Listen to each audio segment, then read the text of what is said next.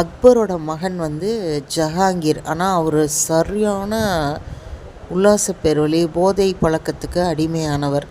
எவ்வளவோ சொல்லி பார்த்தும் அவர் திருந்தலை. அக்பருக்கு 3 மகன்கள் இருந்தாங்க.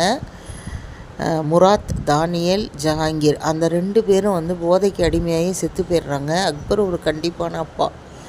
மிஞ்சிற ஒரு ஜஹாங்கீர் மட்டும்தான். அவருமே அக்பர் பேச்சை கேட்கல. அப்போ அவருடைய மகன்கள் இருக்காங்கல்ல, ஃபஸ்ட்டு மகனோட பேர் வந்து குஸ்ரு, 3வது மகன் தான் ஷாஜஹான். அப்போ இவர் அந்த சும்மா இருக்க மாட்டாங்க அந்த வயசானவங்க. பேர பிள்ளைங்களை வந்து தூண்டி விட்டார். உங்கள் அப்பா எதுக்கும் லாயக்கில்ல, நீ தான் அடுத்தது ஆட்சியை சிறப்பாக செய்யணுன்னு அந்த குஸ்ருவுக்கு வந்து இவர் சொல்லி கொடுத்துட்றாரு. எல்லாமே 20 வயசு 15 வயசில் கல்யாணம் ஆகிறதுல அப்பா மகனுக்கு வயசு வித்தியாசமே ஒரு 20 18 அவ்வளோதான் இருக்கும் இல்லையா. அப்போ வந்து அக்பர் சாகும்போது வேறு வழி இல்லாமல் ஜஹாங்கீருக்கு வந்து பதவி பிரமாணம் கொடுத்துட்றாரு. அவர் மன்னர் ஆயிட்டார். ஆனால் இப்போ குஸ்ரு வந்து தாத்தா சொல்லி கொடுத்துருக்காரு இல்லையா, அந்த பாடத்தை மனசில் வச்சுட்டு அப்பாக்கிட்ட போய் கலகம் பண்ணுறாரு.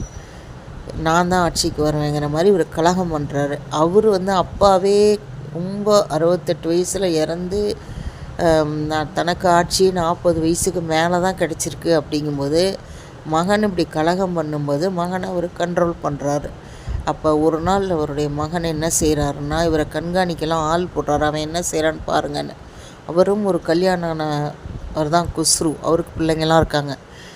இப்போ வந்து ஒரு நாள் காலையில் திடீர்னு ஒரு குதிரை எடுத்துக்கிட்டு கட்டுப்பாடை மாரி பறந்துடுறாரு.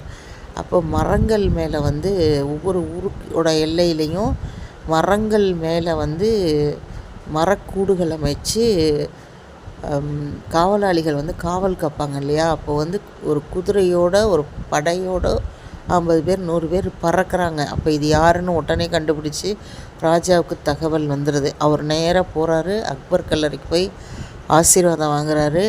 அடுத்தது ஒரு ஞானிக்கிட்ட போய் ஆசீர்வாதம் வாங்குறாரு. அடுத்து இவர் எப்படி பிளான் போட்டு அப்பாவை என்ன பண்ணலான்னு இவர் பிளான் போடுறாரு. இதெல்லாம் நடந்துகிட்டு இருக்கும்போது இவர் பேரரசர் இல்லையா, அவருக்கு என்ன பலம் இருக்கும், இவர் ஆள் அனுப்பி அவர் கூட இருந்தவங்களையும் அவரையும் கூட்டிகிட்டு வந்து எல்லாத்துக்கும் தண்டனை கொடுத்துட்டு இவரை மட்டும் தூக்கி ஜெயிலுக்குள்ளே போட்டுறாரு குஸ்ருவை.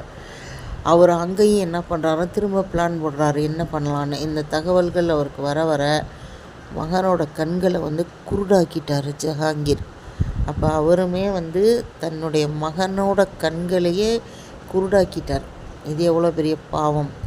இப்போ ஷாஜஹான் என்ன பண்ணுறாரு, அவர் குஸ்ரு